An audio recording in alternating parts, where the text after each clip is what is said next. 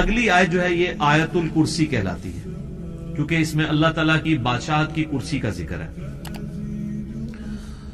اس کی فضیلت میں کئی ایک احادیث ہیں۔ صحیح بخاری میں ایک بڑی ڈیٹیل حدیث ہے، مال غنیمت کی چوکیداری کے اوپر سیدنا ابو ہریرہ کو نبی صلی اللہ علیہ وآلہ وسلم نے مامور کیا، اور 3 راتوں تک ایک شخص آ کے وہاں چوری پرفارم کرنے کی کوشش کرتا رہا، تو حضرت ابو ہریرہ نے اسے پکڑ لیا۔ پہلی دفعہ پکڑا تو اس نے کہا چھوڑ دو، اگلی دفعہ نہیں آؤں گا۔ دوسری بار پکڑا تو اس نے کہا چھوڑ دو، اگلی دفعہ نہیں آؤں گا۔ تیسری دفعہ جب پکڑا تو انہوں نے کہا اب تو میں تجھے رسول اللہ کی بارگاہ میں ضرور پیش کروں گا۔ تو اس نے کہا کہ مجھے چھوڑ دو، میں تمہیں ایک ایسا وظیفہ بتاتا ہوں کہ اگر رات کو بستر پہ جاتے وقت تم وہ وظیفہ کر لو تو صبح تک اللہ تعالیٰ کی طرف سے تمہاری حفاظت کے اوپر فرشتہ مامور ہوگا، شیطان تمہارے قریب نہیں آئے گا۔ یہ حدیث صحیح بخاری میں 2311 ہے۔ انٹرنیشنل نمبر کے مطابق ہمارے صبح شام کے اذکار میں بھی ہم نے ڈالی ہوئی ہے۔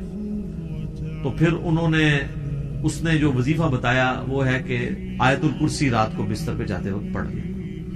حضرت ابو ہریرہ نے اس کو چھوڑ دیا۔ نبی الاسلام ہر موقع پہ جب وہ صبح بتاتے تھے تو نبی صلی اللہ علیہ وآلہ وسلم فرماتے تھے وہ جھوٹا ہے، آج پھر آئے گا۔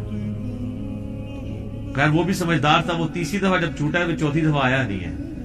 تیسری دفعہ حضور نے کہا کہ 3 دنوں سے تمہارا جو آنے والا وہ مہمان تھا نا، وہ شیطان تھا جو انسانی شکل میں آیا تھا، ہے وہ جھوٹا ہے لیکن اس نے بات سچی کی ہے۔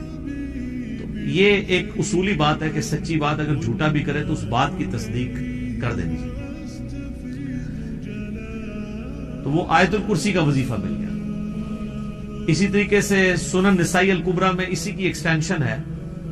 سنن نسائی الکبریٰ کے اندر ایک حدیث ہے، امام نسائی نے اس میں ایک چیپٹر باندھا ہے عمل الیوم واللیلہ، وہ سنن نسائی الکبریٰ کا چیپٹر ہے۔ اس میں انٹرنیشنل نمبر کے مطابق ہے یہ 8017 نمبر حدیث۔ حاکم میں بھی موجود ہے اس کا کچھ حصہ 2064، کہ جو شخص صبح کے وقت آیت الکرسی پڑھ لے شام تک وہ اللہ کی حفاظت میں رہتا ہے شیاطین سے، جنات سے، اور جو شام کے وقت ایک دفعہ آیت الکرسی پڑھ لے صبح تک حفاظت میں رہتا ہے۔ تو یہ اللہ کا شکر ہے کہ جو لوگ فجر اور مغرب کی نماز پڑھ رہے ہیں وہ آٹومیٹکلی آیت الکرسی پڑھ لیتے ہیں۔ اب جس نے فرض نماز کے بعد آیت الکرسی پڑھ لی ہے نا، اسے دوبارہ سے یہ ذکر کرنے کی ضرورت نہیں ہے، وہ اس میں امپلائڈ ہے، وہ شامل ہے۔ دوبارہ کر لیتا تو بہت اچھی بات ہے۔ اور ایک اور فضیلت ہے جو سنن نسائی الکبریٰ میں ہی ہے، 9928 نمبر حدیث ہے اسی عمل الیوم واللیلہ چیپٹر میں، کہ جو شخص نماز فرض ادا کرنے کے بعد نماز فرض آیت الکرسی پڑھ لے گا وہ مرتے ہی جنت میں داخل، لیکن اس میں نماز شرط ہے۔ تو یہ بھی ایک فضیلت ہے اس اعتبار سے۔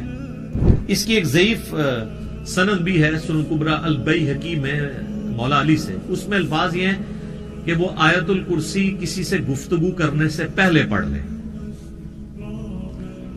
لیکن جو سنن نسائی الکبریٰ میں صحیح سند ہے اس میں یہ الفاظ نہیں ہے۔ لیکن اس طرح کی جو ضعیف روایتیں ہیں نا، جب صحیح احادیث کو سپورٹ کر رہی ہو نا تو اسی کو فالو کرنا چاہیے۔ کوشش یہی کرنی چاہیے کہ بغیر گفتگو کیے سلام پھیرتے ہی آیت الکرسی پڑھ لی جائے۔ البتہ اگر کوئی گفتگو کر بھی لیتا ہے تب بھی فضیلت مل جائے گی، کیونکہ جو صحیح حدیث میں اس طرح کے الفاظ موجود نہیں ہیں۔ تو یہ 3 بڑے بڑے فضائل ہیں۔ باقی میں نے قرآن حکیم کی سورتوں کے فضائل کے اوپر ڈیٹیل لیکچر ریکارڈ کروا دیا ہوا ہے، مسئلہ نمبر 112 ABC، جسے شوق ہے تو وہ دیکھ سکتا ہے۔ اللہ لا الہ الا ہو، اللہ ہی ہے وہ کہ نہیں ہے کوئی معبود سوائے اس کے۔ الحی القیوم، وہ خود سے زندہ ہے اور باقی سب کو قائم اسی نے رکھا، سب کو زندہ رکھنے والا، باقیوں کی زندگی اس سے مستعار ہے، اس کی زندگی حقیقی ہے اپنی۔ لا تأخذہ سنۃ ولا نوم، اور اس کی زندگی اتنی کامل ہے کہ نہ تو اسے اونگ آتی ہے اور نہ نیند۔ ہماری زندگی آپ دیکھ لیں ناقص ہے، ہم 24 گھنٹے کے اندر ایک دفعہ ضرور مر جاتے ہیں۔ موت ہے، موت نیند کی بہن ہے نا۔ اسی لیے آپ دیکھیں آپ کو جو رات کو سونے کی دعا سکھائی گئی ہے صحیح بخاری میں، اللہم بسمک اموت و احیا، اور اللہم باسمک اموت و احیا، دونوں الفاظ درست ہیں۔ تیرے نام سے زندہ ہوتا ہوں اور مرتا ہوں. اور صحیح بخاری میں جو صبح اٹھنے کی دعا ہے وہ تو ہے ہی ہے, اس میں تو ڈائریکٹ کلیئر ہو گیا. یہاں تو پھر بھی کوئی کہہ سکتا ہے کہ ایمبیگوٹی ہے کہ یہ اس نیند کا بھی ذکر نہیں ہے, لیکن اس میں تو واضح ذکر ہے الحمدللہ الذی احیانی بعد ما اماتنی, یا احیانا بعد ما اماتنا, جمع کے سیغے سے ہو, وَإِلَيْهِ النُّشُورُ. تمام تعریفیں اس ذات کے لیے جس نے ہمیں مرنے کے بعد دوبارہ زندہ کر لیا.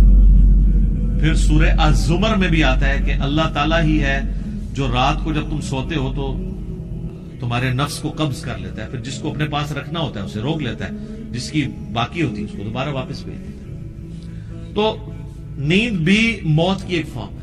ہماری جو زندگی ہے وہ بھی ناقص ہے, ہم ڈیپینڈنٹ ہیں اللہ کے اوپر اس اعتبار سے کہ جب چاہے وہ سانس روک لے, اور اس اعتبار سے بھی کہ 24 گھنٹے میں ہمیں ایک دفعہ سونا ہی پڑتا ہے, ادروائز آپ اگلے 24 گھنٹے. دنیا کا ذہین ترین آدمی, دنیا کا طاقتور ترین آدمی کتنے گھنٹے جاگ سکتا ہے؟ یہ بزرگ جو جاگتے رہے نا 1-1 سال یا 2-2 سال, کہانیاں نے, کوئی نہیں اٹھ جاگتے. جس کو ہے نا اس کو لے کے جاگ کے بتائے کوئی, اور کہتے ہیں جناب 3 سال تک کھایا پیا نہیں ہے. اس کے ساتھ اس کہانی کو کمپلیٹ کیا کرے, ساتھ یہ بھی کہا کرے کہ نہ کھادا پیتا نہ پیشاب کیتا, کیونکہ اگر کھایا پیا نہیں ہے تو پیشاب تو کھانے پینے کے ساتھ ہے نا. آپ کھانا پینا چھوڑ دیں پیشاب ختم ہو جائے گا. یہ ساتھ کیوں نہیں کہتے ہیں کہ 3 سال تک پیشاب بھی نہیں کیا, اور پھر اس طرح کا بندہ لے کے آنا, اس کا جو ہم کریں گے نا وہ ہماری ویڈیوز میں ریکارڈ ہے, آج چھوڑ دیں. لہو ما فی السماوات و ما فی الارض. اچھا دوسرا ہے نیند نہیں آئے گی اور اس سے اونگ بھی نہیں آتی, یعنی اتنی کامل زندگی ہے کہ ایک لمحے کے لیے بھی جھٹکا نہیں آتا. لہو ما فی السماوات و ما فی الارض, اسی کے لیے ہے آسمانوں اور زمین کی بادشاہی. اچھا آسمان ہمیشہ جمع کے سیغے کے ساتھ آتے ہیں, زمین سنگولر کے سیغے کے ساتھ, سوائے ایک پارہ نمبر 28 کے اندر کہ اللہ نے 7 آسمان پیدا کیا اور اس کے مثل زمین ہے.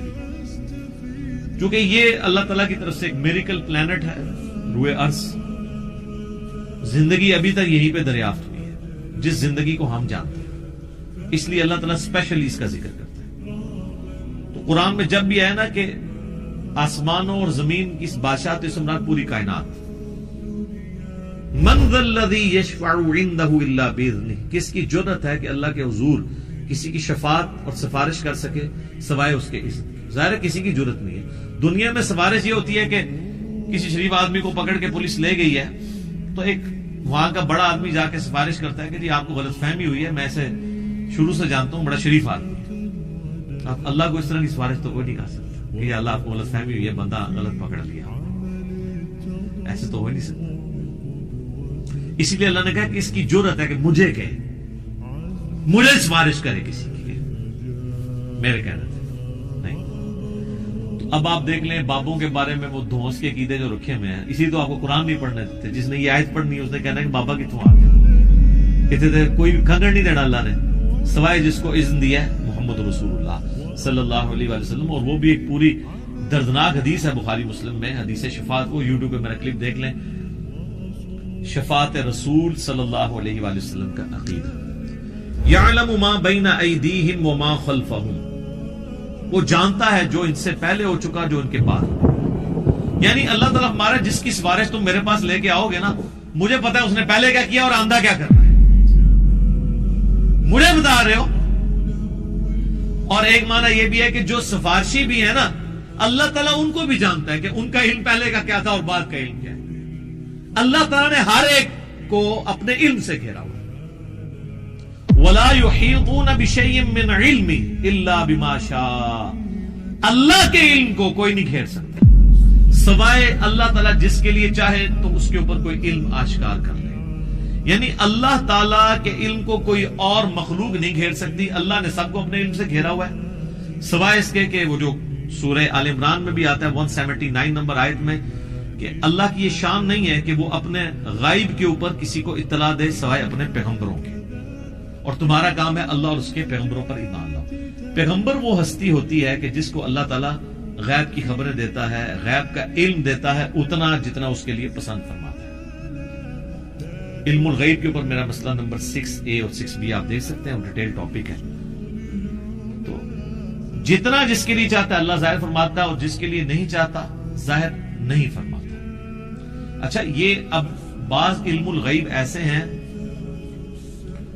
جو اللہ تعالیٰ نے انبیاء کرام کو دیے ہیں، اور بعض یہ ہیں جو ہمارے اعتبار سے وہ آپ سمجھ لیں ان سین علم ہے، لیکن جو کہ وہ فزیکل ورلڈ کے ساتھ تعلق رکھتے ہیں، اس لیے ہم اس کو علم الغیب کا لفظ تو نہیں بول سکتے، لیکن چھپے علوم ہیں، جیسے سائنٹیفک جو بڑے بڑے راز ہیں اس کائنات کے، وہ لوگوں نے دریافت کیے۔ میگنیٹک فیلڈ کا دریافت کرنا، کمپاس بنا لینا، فیراڈے نے آج سے 200-300 سال پہلے ہی ہوا نا بجلی والا معاملہ۔ دنیا میں بجلی آئے ہوئے میکسیمم 150 سال گزرے، اس سے پہلے بجلی نہیں تھی۔ تو ایک انسان پہ اللہ نے راز کھولا ہے نا کہ اگر کسی کنڈکٹر کو میگنیٹک فیلڈ کے اندر موو کیا جائے تو اس میں وولٹیج پیدا ہو جاتی ہے، ای ایم ایف انڈیوس ہو جاتی ہے۔ یہ فیراڈے کو اللہ نے راز سمجھا دیا، نیوٹن کو کئی ایک چیزیں باتیں سمجھا دی، آئنسٹائن کو سمجھا دی، تیل زمین سے نکل آیا، گھڑی بنا لی، اتنی ساری چیزیں، جہاز بنا لیے، جیٹ انجن بنا لیے۔ تو یہ اس کائنات کے راز اللہ تعالیٰ لوگوں پہ کھولتا ہے۔ وسع کرسیہ السماوات والارض، اسی کی کرسی نے آسمانوں اور زمین کو گھیرا ہوا ہے۔ ولا یؤودہ حفظہما، اور اللہ تعالیٰ کو زمین و آسمان کی حفاظت کرنا کوئی مشکل نہیں ہے، تھکا نہیں دیتی یہ چیز۔ وہو العلی العظیم، اور وہ بہت بلند ہے اور عظمت والا ہے۔ اچھا، یہاں کرسی عین ممکن ہے کہ کوئی فزیکل کرسی ایگزسٹ کرتی ہے، اور عین ممکن ہے کہ یہ بات محاورتاً ہو رہی ہے کہ اللہ تعالیٰ کی بادشاہت اس سے مراد ہو، کیونکہ قرآن میں کئی ایک چیزیں محاورتاً بھی استعمال ہوئی ہے۔ اس کے اوپر یہ جو اہل حدیث کی طرف سے جہمی ہونے کا فتویٰ فوراً لگا دیتے ہیں، یہ غلط ہے۔ بعض جگہ وہ خود بھی تعویلات کر رہے ہوتے ہیں، جیسے سورہ قصص کے اینڈ پہ آتا ہے کہ ہر چیز کو فنا ہے سوائے اللہ کے چہرے کے، تو سارے اہل حدیثوں نے ترجمہ کیا ہے یہاں چہرے سے مراد اللہ کی ذات ہے، تو تعویل تو وہ بھی کر رہے ہیں۔ یا قیامت والے دن اللہ کے سائے کے سوا کوئی اور سایہ نہیں ہوگا، 7 لوگ اس سائے کے نیچے ہوں گے، بخاری مسلم میں آتا ہے، تو وہاں اہل حدیث بھی کہتے ہیں یہاں مراد عرش کا سایہ، اللہ کا سایہ مراد نہیں۔ تو اس طریقے سے اگر کوئی تعویل کرتا ہے اس طرح کے معاملات میں، جہاں پہ ممکن ہو، جہاں پہ ممکن نہ ہو وہاں پہ نہیں کرنی چاہیے۔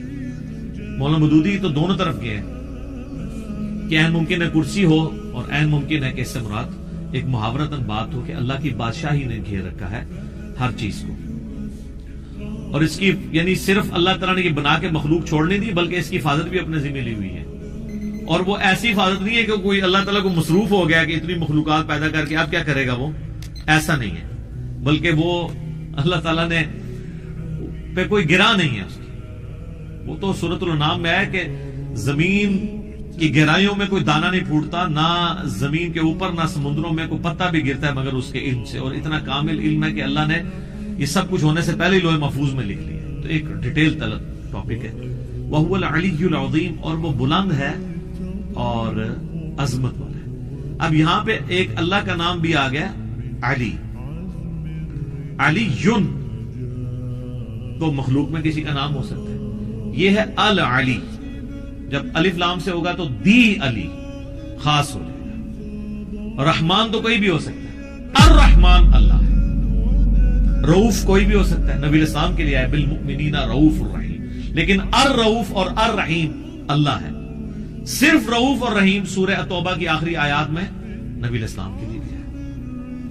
تو یہاں پہ بھی علی سے مراد بلند، عظمت، یعنی اللہ تعالیٰ اپنے عرش پہ مستوی ہے جیسا کہ اس کی شان کے لائق ہے، اور اپنی شان کے اعتبار سے بھی بلند ہے۔ تو اب یہ آیت الکرسی پہ تو گھنٹوں بولا جا سکتا تھا، میں نے اتنا حصہ کور کیا ہے جتنا ایک عام بندے کی ضرورت ہے، کیونکہ آپ سمجھیں کہ قرآن حکیم میں جتنی بھی آیات اللہ تعالیٰ کی اسماء و صفات کے اعتبار سے یا اس کی قدرتوں اور شانوں کے اعتبار سے آئیں گی، آلموسٹ ان کی جڑ جو ہے وہ آیت الکرسی کے اندر موجود ہے۔ تو یہ اس پہ تو گھنٹوں بولا جا سکتا ہے، لیکن جتنی میں نے اجمالاً اس کی تفسیر بیان کر دی ہے اس تفسیر کلاس کے اندر اتنی کافی ہے۔ باقی تو جیسے جیسے اللہ تعالیٰ کی شانوں کا ذکر بیچ میں آتا چلا جائے گا، وہ انشاءاللہ تعالیٰ ہم اس کو کور کرتے جائیں گے۔